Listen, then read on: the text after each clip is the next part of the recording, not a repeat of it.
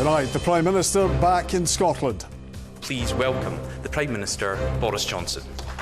He returns north to heal party divisions after the Scottish leader had previously called for his resignation.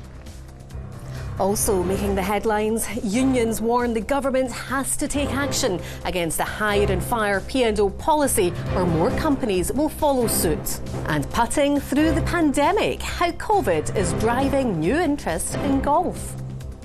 I'm Kellyanne Woodland in Edinburgh. And I'm John Mackay in Glasgow. This is the STV News at 6.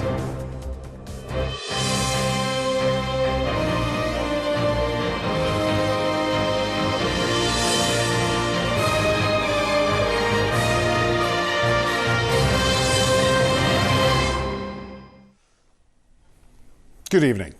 The Prime Minister has said he is more convinced than ever that Vladimir Putin's invasion of Ukraine will fail.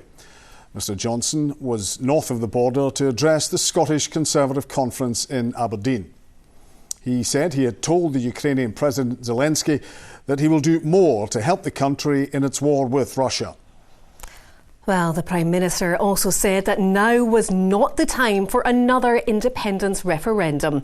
Mr Johnson praised Douglas Ross's leadership. He said Ross has been able to defy the sceptics and stop Nicola Sturgeon from getting an overall majority. Well, our political editor, Colin Mackay, is in Aberdeen for us this evening. And Colin, you're there for us. What sort of response did the Prime Minister get?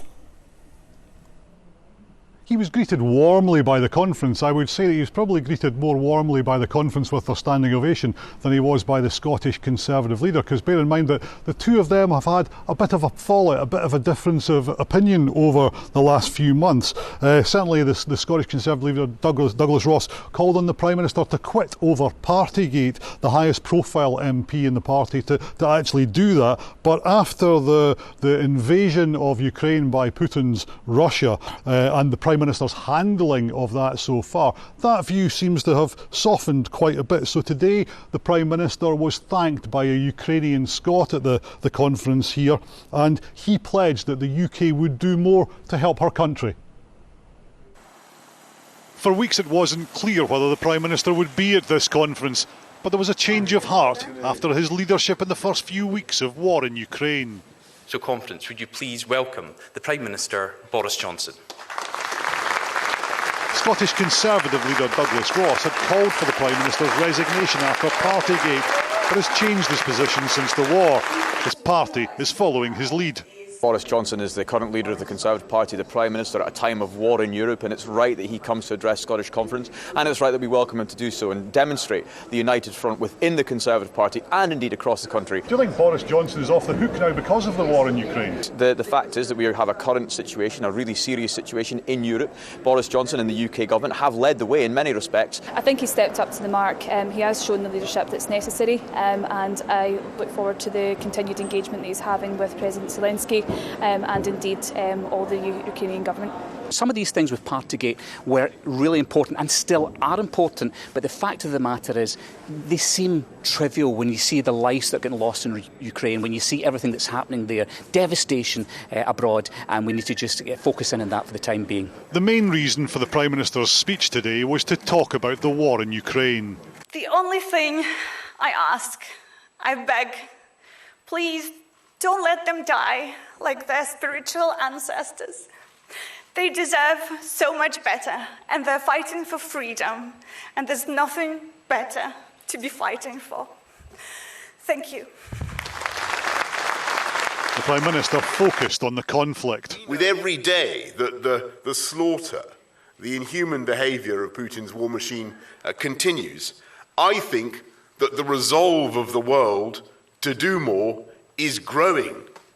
And I am more than ever convinced that Putin will fail. He will fail. But he also linked it to continued opposition to another independence referendum. He's the only political leader in Scotland saying loud and clear what should be blindingly obvious to everyone, that this is not the moment to be having another referendum. This is not This is not the time. This is not the time for yet more delectable disputations about the Constitution when our European continent is being ravaged by the most vicious war since 1945. With the outbreak of war in Europe, Boris Johnson's leadership has gone from him being told to quit by the Scottish Conservative leader to a standing ovation at the Scottish Conservative Conference. Boris Johnson has the Scottish Conservative support for now. His speech was strongest when he was talking about Ukraine. He says that Aberdeenshire actually has had the highest number of applicants wanting to take in refugees from Ukraine. But he also said that Scotland needs to step up wind and wave power production of electricity, oil and gas production, to end what he described as the hydrocarbon drug-pushing bully that is Vladimir Putin. Now, Douglas Ross, the Scottish Conservative leader, will speak at this conference tomorrow. He's been criticised by his opponents for having lost his backbone over that U-turn on Boris Johnson, but actually it's his voice that he's lost at this conference. He struggled through today, but tomorrow he may actually have to call on the support of some of his MSPs because they reckon his voice might only hold up for about 5 or 10 minutes. All right, Colin from Aberdeen, thank you. More than 8,000 people in Scotland have expressed an interest in having Ukrainian refugees come to live in their homes. But families who have already been reunited with relatives fleeing the war say the visa process is still too bureaucratic, too cumbersome and too slow. Our senior reporter Gordon Cree has been following developments in the story.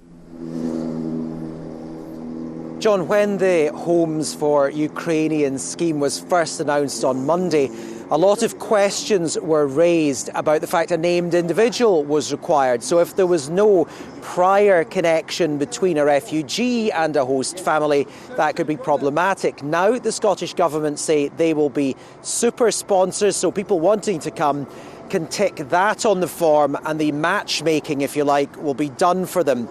Now, so far, people... Apologies for the disruption there. I've been meeting two families today. They're posing for family pictures at Granny's home in Clackmannan now, but for Lisa and her children, getting here from Ukraine hasn't been easy. Early in March, they spent 24 hours on a train escaping the eastern city of Zaporizhia and then travelled on to Poland. Безопасность детей. Все только для детей. Everything for kids, and safety of kids is more important for her. And then a stroke of luck when they saw a man with a sign, Trevor's from Stirlingshire, and had been out delivering aid. Lisa, who's a Russian speaker, Ukrainian speaker, recognised one word, which was Scotland, and in that moment had made contact back with her mother-in-law back here, and suddenly amongst all this crowd I was asked will I look after her grandchildren, and this is the rest is history. They're now here safe in Clackmannan. Because of the need for visas, the journey back had to be via Ireland, and they ended up waiting there for more than a week, something the families say added to the stress. And I feel myself hopeless, because my government, UK government, not so helpful for refugees some reason, and so it makes so difficult to come here. Galina's son remains in Ukraine. He's helping with the effort to defend the country. In East Calder, another family back together. Natalia fled Kyiv with her children after hearing explosions. Was not able to understand why this happened, and our decision was at maybe during 20 minutes go from Ukraine. Despite having a relative in the UK, they still had to go through a lengthy paperwork process in Poland before being allowed to fly here to join Olena. Being in limbo is the worst thing ever, because when you don't know when the visas are going to be received, you're just constantly worried. The government continues to face calls to waive the need for visas, as EU countries have done, but it has repeatedly said they're necessary for security reasons. The need for evacuations illustrated again today, this bombing of an apartment block in the capital. Gordon Cree, STV News. Unions say the UK government must step in and take action against P&O Ferries after it sacked 800 workers with no notice, or other companies will do the same in the future.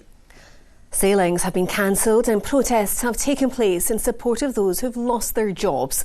The firm says it was a last resort following a slump in travel because of the pandemic. Susan Ripple reports. Many of those who lost their jobs yesterday had worked on these boats for decades, including these chefs. Mark was on holiday with his family when he got the news. Alan was on board. The manager was telling us he got an email to say that the boat wasn't sailing and the P&O were making an announcement, 10:30. They still didn't know what was going on. That's ridiculous. You should be put in that situation. And we got mortgages, we got rent, car support and things like that. And why would you do that to people without any consultation at all then? And the company's handling of the situation has been widely criticised, raising questions about the legality of its approach. Caroline isn't involved in the case, but has worked in employment law for years. She's never seen anything like this before. On the face of it, when you're dealing with a large group of employees proposed to be made redundant, there are collective consultation obligations that should be being followed.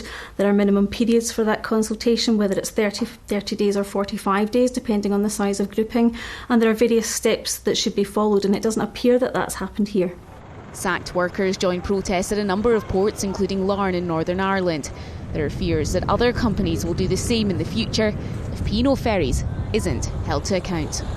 Thankfully, I've never seen anything like this before, and hopefully we'll never see anything like it again.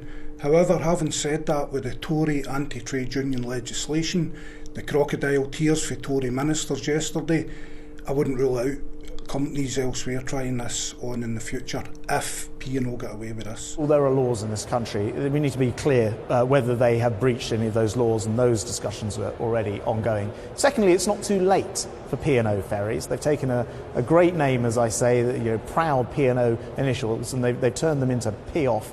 Actually, they can still rescue this situation. P&O Ferries says it was a last resort to take this action, and it understands the distress the lack of warning caused to employees and their families. There's still no word of when these ships will be sailing again. Coast Guard says they'll be inspected to ensure they're safe. Susan Ripple, STV News. Hotel prices could rise as the industry faces surging costs and supply chain issues. One hotel manager in Glasgow estimates their utility bills could hit more than £400,000. Our reporter Vanessa Taff has been to the West Highlands to hear how they're coping with the cost of living increases.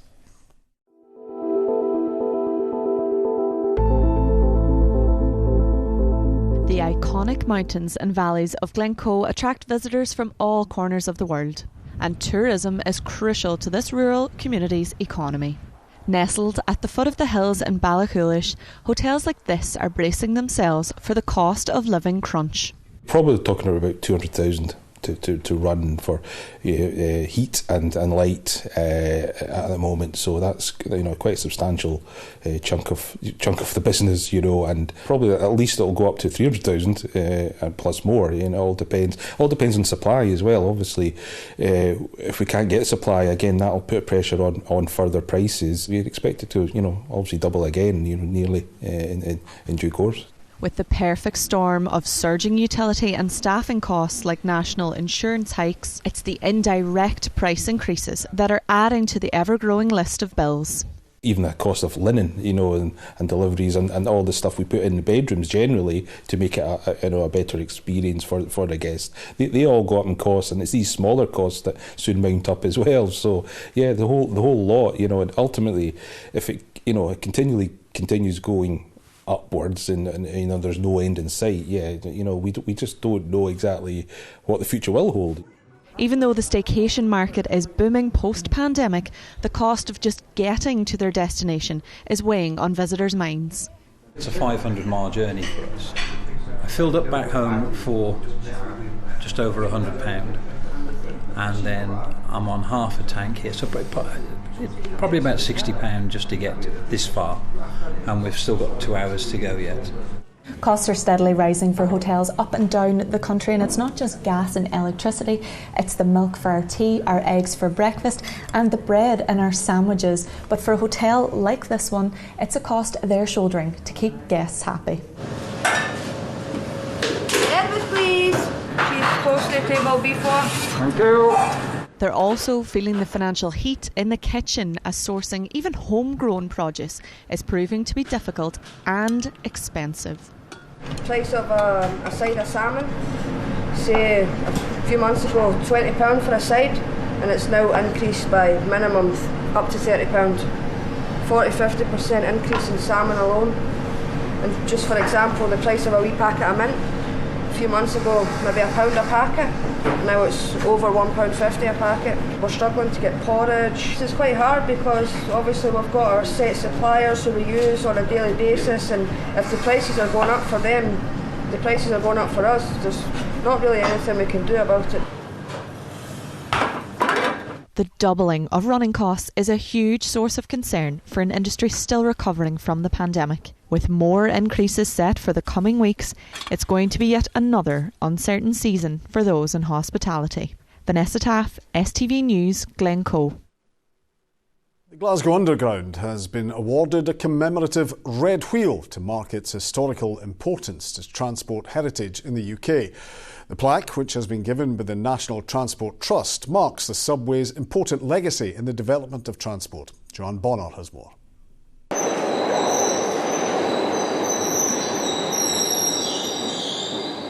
It's been a cornerstone of the city's public transport system for 125 years. And now Glasgow's subway, the world's third oldest underground, has reached another milestone with the award of a commemorative red wheel. Glasgow, of course, has always been a strong railway city. One time we had 4 major stations here, and certainly, you know, when I was at ScotRail, I always had to make sure trains were running on time in Glasgow. And this, of course, is just another indication of the importance of railways and getting people round about the inner parts of Glasgow. Although it's a marker of Glasgow's transporting past, it's encouraging those in the sector to look to the future. I think the people of Glasgow are really, really proud of our subway, and it's currently going through a major modernisation process, the third really big modernisation process in its 125 years. And what I think a lot of people don't know about is all of the hard work which has been happening through the night to get us to that next stage. What we're going to be doing this time round is bringing on a whole new set of carriages, as well as moving gradually towards automated operation. And it's hoped this red wheel will attract more visitors to the Clockwork Orange. Joanne Bonner, STV News, Glasgow. Philip has the weekend weather forecast. The outlook for the day is calm and settled.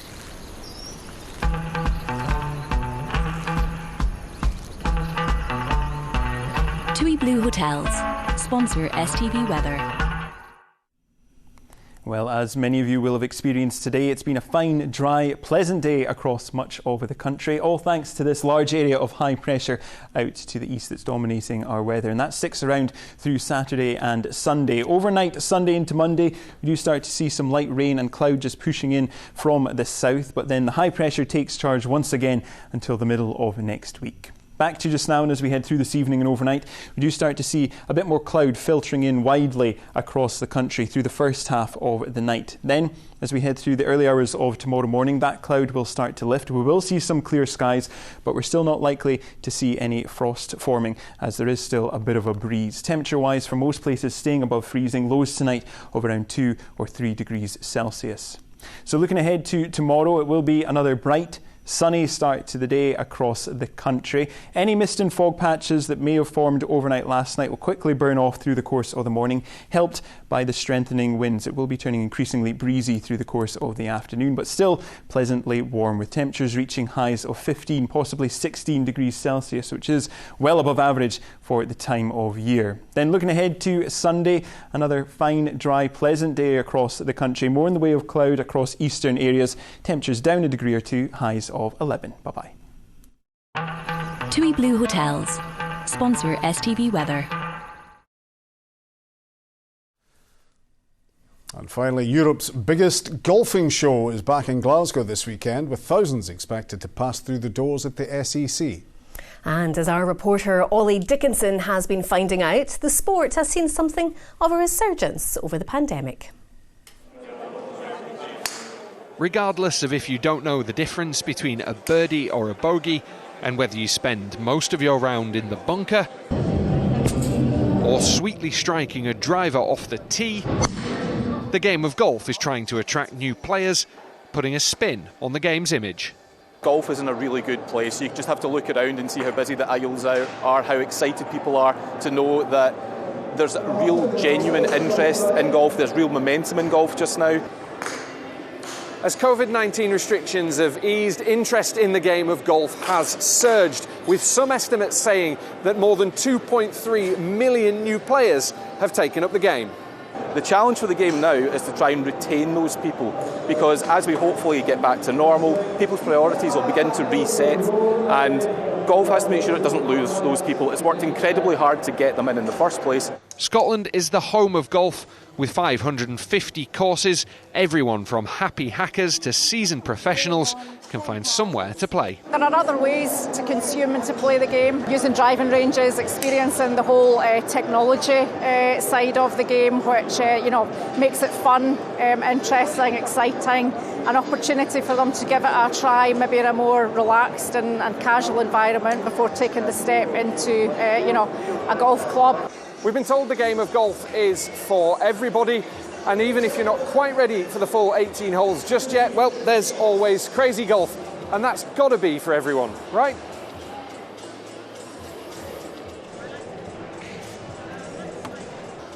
Told you so. Ollie Dickinson, STV News. He wasn't even looking. Because it didn't actually happen, did it? The magic of television, you can make anything look good. Make anything look good. So what's your excuse, John, huh? OK, thanks again, Kellyanne. Glad the week's at an end. From all of us, good night. Good night.